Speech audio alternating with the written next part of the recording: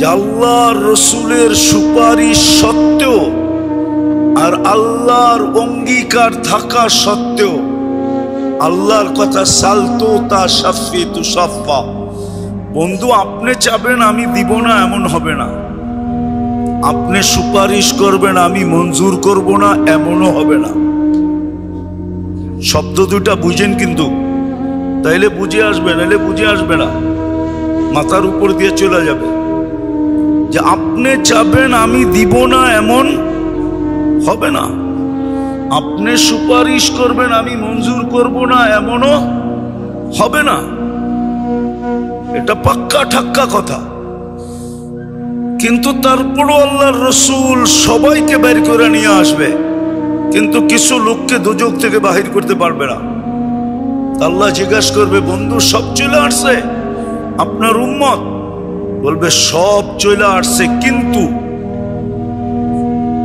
মুখে থাকবে কিন্তু, চোখে থাকবে পানি। বলবে বন্ধু মুখে কিন্তু চোখে পানি কেন? বলে ইল্লা হাবাসাহুল কোরআন, কোরআন যার বিরুদ্ধে চলে গেছে তাকে বাইর করতে পারতেছি না। রাগ হয়েন না, একটা কথা ভাবেন, আপনি জীবনে কবে কোরআনকে ছুঁয়া দেখছেন? এই মজমাই বলুক, কতদিন আগে আপনি ছুঁয়া দেখছেন? কতদিন আপনি চুমা দিয়া দেখছেন? কতদিন আগে আপনি চুমা দিয়া দেখছেন? কতদিন আগে খুইলা শুধু চোখটা বুলাইছেন? পড়া বাদই দিলাম, কোরআন পড়াটা বাদই দিলাম, কতদিন আগে আপনি খুইলা দেখছেন বলেন? কতদিন আগে আপনি ছুঁয়া দেখছেন? কতদিন আগে কোরআনটাকে চুমা দিয়ে দেখছেন? অথচ আল্লাহর পার্সোনাল জিনিস কালাম আপনাকে দামি আমাকে দামি বানানোর জন্য দিছিলেন, দামি বানানোর জন্য দিছিলেন। উচিত তো ছিল, হ্যাঁ এই জন্যই তো বলছে ইন্নাল্লাহা ইয়ারফাউ বিহাদাল কুরআনি আকওয়ামান, কিছু লোককে দেখা কিয়ামতের দিন মানুষের দাদা লেগা যাবে যে এরা এত উচ্চ শিখরে উঠলো কি করে? দুনিয়ায় তো এদের কোনো পজিশনই ছিল না, দামই ছিল না। আপনি উদাহরণ হিসাবে নেন, যেই ছেলেটা হাফেজ হলো, হাদিসে আছে আল্লাহ যদি মৌত পর্যন্ত একে টিকায় রাখে হেফজের উপরে, আর ইমানি মৌত হয়, তাকে কোরআন সুরক্ষিত করার কারণে আল্লাহ একটা সোসাইটি একে গিফট দিবে। যেমন বাংলাদেশ ঢাকা শহরের ভিতরে হাতির ঝিল একটা আকর্ষণীয় জায়গা, ঠিক না? হ্যাঁ কি বলেন? হ্যাঁ, ওরকম একটা ঝিলে সোসাইটিতে লেকের পাড়ে তাকে একটা শহর দিবে। ওই লেকটার নাম হইল মারজান। ইন্না ফিল জান্নাতি লানাহরা ও না রাইআন ইউকালু লাহু রাইআন ফিহি মাদিনাতুম মিন মারজান। মারজান পাথর দিয়ে একটা সোসাইটি বানায় দিবে। ফিহি ৭০ আলফা বাবা, ঢুকতে হলে ৭০,০০০ দরজা ক্রস করে ঢুকতে হবে। আলা কুল্লি বাবিন ৭০ আলফা মালাইকাতান, প্রত্যেক গেটে ৭০,০০০ ফেরেশতা প্রটোকলের জন্য রেডি থাকবে। যখন সে ৭০,০০০ গেট অতিক্রম শেষ হবে তো ৪৯০ কোটি ফেরেশতার প্রটোকল আর সেলুট কমপ্লিট হবে, এবং প্রত্যেকের হাতে এক একটা উপটোকন থাকবে, এক ধরনের না। ৪৯০ কোটির হাতে ৪৯০ কোটি প্রকারের উপটোকন থাকবে। আর হাফেজকে দিবে আর বলবে হাযা কিরামাতান লিল কুরআন, এটা কোরআনের সম্মানার্থে দেওয়া হইল। মা বাবা যখন ট্যুরে যাবে ওই শহরে, ওই সোসাইটিতে, তখন মা বাবা কেউ এরকম সেলুট দিবে আর উপটোকন দিবে, মাতৃত্বের আর পিতৃত্বের উপটোকন দিবে। বলেন কত বড় মর্যাদা, বলেন না? এই জন্য কিয়ামতের দিন কিছু লোককে দেখা যাবে যাদেরকে দেখা মানুষ তাক লাগা যাবে যে এই লোকটা এখানে উঠলো কি করে। জবাব তার দিতে হবে না, পাশের থেকে কোরআন ছুটে এসে জবাব দিবে আমার কারণে। দিন একটাও যেত না, 365 দিনে পড়তে পারতো না, আমাকে খুলা খুলা দেখতো, খুলা দেখতে পারতো না তো ছুঁয়া দেখতো, ছুঁইতে পারতো না তো উঠায় একটা চুমা দিয়া রাখতো। আমার কারণে তার এই সম্মান, তার এই ইজ্জত। কিন্তু আফসোস, রাগ হবেন না, কে ডেলি কোরআনকে চুমা দেয়, কে ডেলি কোরআনকে ছুঁয়া দেখে, কে ডেলি কোরআন খুলা 2 মিনিট চোখ বুলায় পৃষ্ঠায় না পড়তে পারলো? তো মানুষকে আল্লাহ অস্তিত্ব দিয়েছেন সৃষ্টির ভিতরে সবচেয়ে দামি। ওই দামের প্রমাণ দেওয়ার জন্যই, এটা যে দামি এই প্রমাণটা দেওয়ার জন্যই আল্লাহ ইসলাম দিছেন, উম্মতে মুহাম্মদী বানাইছেন, নিজের পার্সোনাল 2টা জিনিস উঠায় দিয়া দিছেন। একটা হলো কর, আরেকটা হলো কি? কোরআন। আবার সুযোগ রাখছেন আমাদের জন্য ইসলামের ভিতরে উম্মত হওয়ার ভিতরে সুযোগগুলো রাখছেন। আজকের রাতটা যদি আল্লাহ না দিতেন আপনি কোত্থেকে পাইতেন? ঠিক না? আমি তো হিসাব করে দেখলাম, আজকে যেই পরিমাণ লোকের মাগফিরাত হবে ওই পরিমাণ লোক তো দুনিয়াতেও নাই।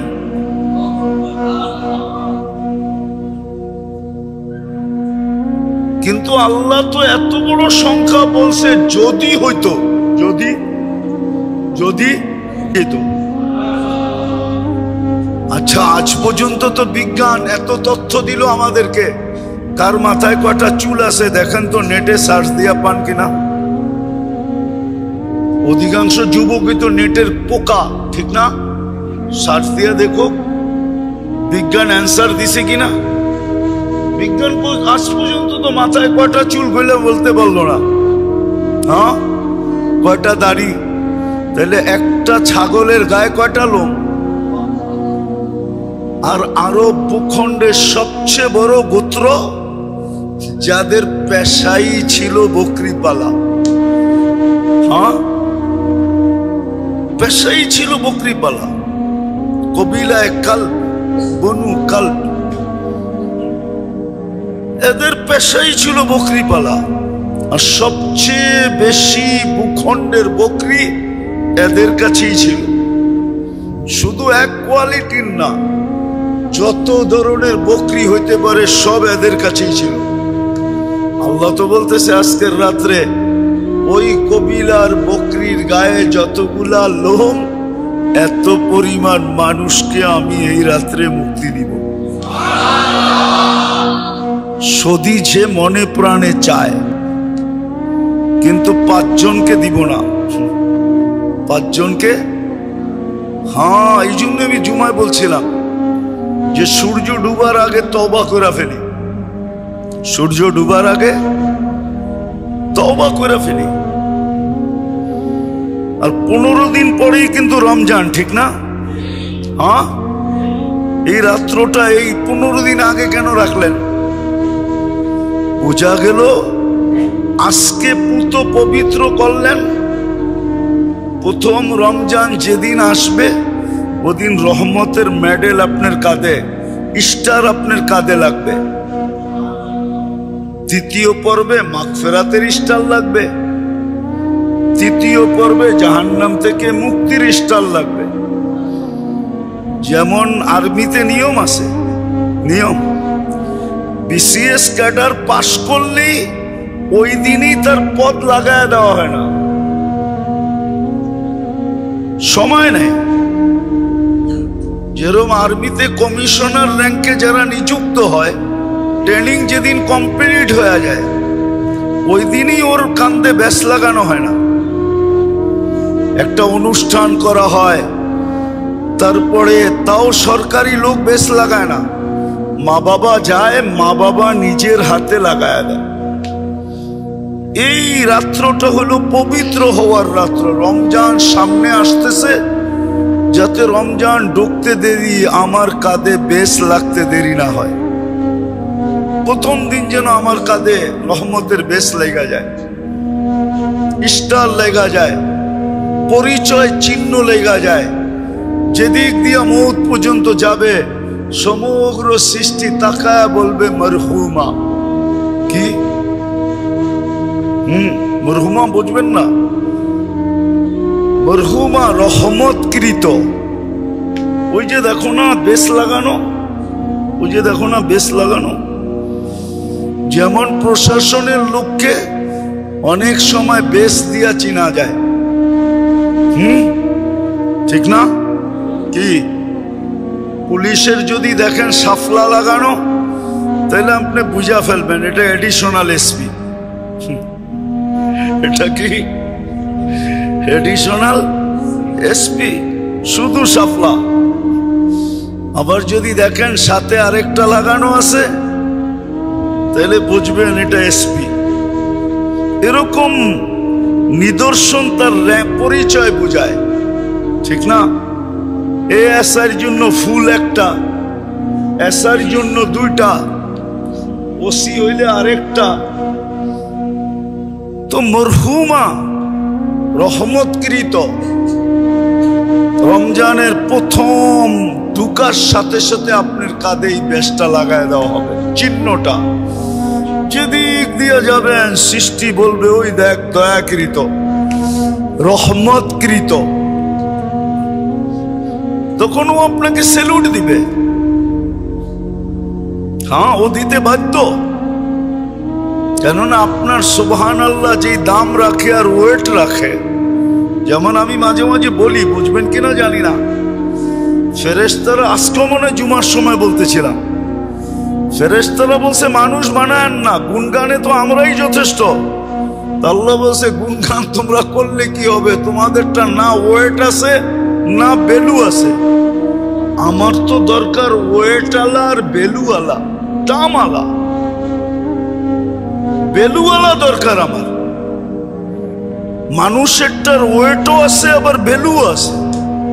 সুবহানাল্লাহ বললে সৌরজগতের অর্ধেক জায়গা নেকি দিয়া পুরা হয়ে যায়। হ্যাঁ হ্যাঁ, দুই কালেমা বলতে দেরি, সুবহানাল্লাহি, ও পড়েন আমার সাথে, সুবহানাল্লাহি ওয়া বিহামদিহি সুবহানাল্লাহিল আযীম। এই দুই শব্দ বলতে দেরি। কোনো বাটকারাই নাই যে এইটা যেই পাল্লায় আছে ওই পাল্লাটাকে মাটির থেকে উঠাবে, এরকম কোনো বাটকারা ওয়েটালা বাটকারাই আল্লাহ তৈরি করেন নাই। এই জন্য হাদিসে আছে বুখারী শরীফে, সাকিলাতানে ফিল মিজান, মিজানে এত ভারী যেটাকে উঠানের কোনো বাটকারাই নাই। কোটি টন দিলেও উঠানো যাবে না। সমগ্র জগৎটা আরেক পাল্লায় দিয়া দিলেও তারপরে এটা উঠবো না, এটা এত ভারী। অথচ পড়ছেন কি আপনি সুবহানাল্লাহি ওয়া বিহামদিহি সুবহানাল্লাহিল আযীম, এতটুকু। এই জন্য মেরে দোস্ত, মেরে ভাইও, মেরে আজিজো, মানুষ বড় দামি। সৃষ্টির সামনে যেন তার দাম অক্ষুণ্ণ থাকে, আল্লাহ যেন প্রমাণ করতে পারে যে আমি যেটাকে দামি বানাইছি বাস্তবিকই এটা দামি, বাস্তবিকই এটা দামি, সে যোগ্য। এই জন্য আল্লাহ ব্যবস্থাপনাও দিছেন। মুসলমানের ঘরে অস্তিত্ব, উম্মতে মুহাম্মদী হিসাবে বাছাইকৃত। আল্লাহ নিজের পার্সোনাল ঘর আমাদেরকে দিয়া দিছেন, নিজের কালাম দিছেন,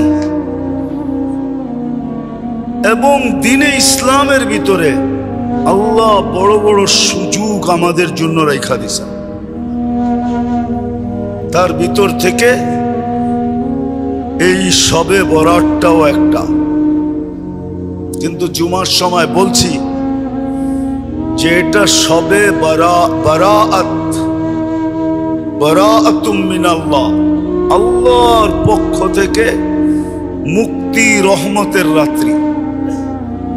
কিন্তু এটা কি বলছি জুমার সময়, এটা ইয়ের রাত্রি না, কি জানি চলনের রাত্রি না, চলনের রাত্রি না, বরযাত্রীর রাত্রি না, চলনই বলে, চলনের রাত্রি না। চলন আর উর্দুতে যেরকম লেখে, বরাত উর্দুতে এরকম লেখে। একটা হলো বারাত, একটা হলো বরাত। হ্যাঁ হ্যাঁ, বারাত লেকে আনা। আপনারা তো ভালো বোঝেন ঢাকায়ারা, ঠিক না? বিয়ের শাদিতে তো এটাই গাওয়া হয়, ঠিক না? হ্যাঁ, এই গানই চলতে থাকে, ঠিক না? তো এটা চলনের রাত্রি না, তো মুক্তির রাত্রি। বলো, নির্জনে যাওয়া চাই, সাধ্য অনুযায়ী ইবাদত বন্দেগী, জিকির আসকার, কিন্তু সবচেয়ে বেশি যেটা করণীয় দরকার সেটা হলো কান্নাকাটি এবং ইস্তেগফার। কান্নাকাটি, আর দ্বিতীয় হলো মুর্দাদের জন্য মাগফিরাত চাওয়া। যারা আমাদের পূর্বপুরুষ চলে গেছে এদের জন্য খুব আল্লাহর কাছে মাপ চাওয়া। কিন্তু যদি প্রশ্ন করেন যে কান্না না আসলে কি করব, তো দুনিয়ার মানুষের কাছে তো ড্রামার কান্নার কোনো দাম নাই। এটা একদিন না একদিন ফাঁস হয়েই যায়, ঠিক না? হ্যাঁ, তো ওটা তো একদিন ধরাও পড়া যায়, ফাঁসও হয়ে যায়। মানুষের কাছে কান্নার ড্রামা কখনো গ্রহণযোগ্য না, বরং গার্দাক্কার যোগ্য। মানুষ যখন বুঝতে পারে এটা ড্রামার কান্না, তো গার্দাক্কা দিয়ে বের করে দেয়, বেরো। কিন্তু আল্লাহ এরকম সত্তা, এরকম দয়ালু, এই জন্যই আবু বকর সিদ্দিক রাদিয়াল্লাহু তাআলা জিজ্ঞেস করে রাখছেন যে কান্না যদি না আসে, অথচ সাহাবাদের ভিতরে সবচেয়ে বেশি ক্রন্দনকারী ছিলেন আবু বকর সিদ্দিক রাদিয়াল্লাহু তাআলা, সবচেয়ে বেশি কাঁদতেন উনি। কিন্তু উম্মতের উপর উনি দয়া করছেন, আর ওনারই শোভা পায় এটা, আমাদের জন্য দয়ার দরজা খুলে দিছেন। বলছে কান্না না আসলে আল্লাহর রসুল আল্লাহর থেকে যাই না আমাদেরকে জানাইছেন যে কান্নার ভান ধরলেও চলবে,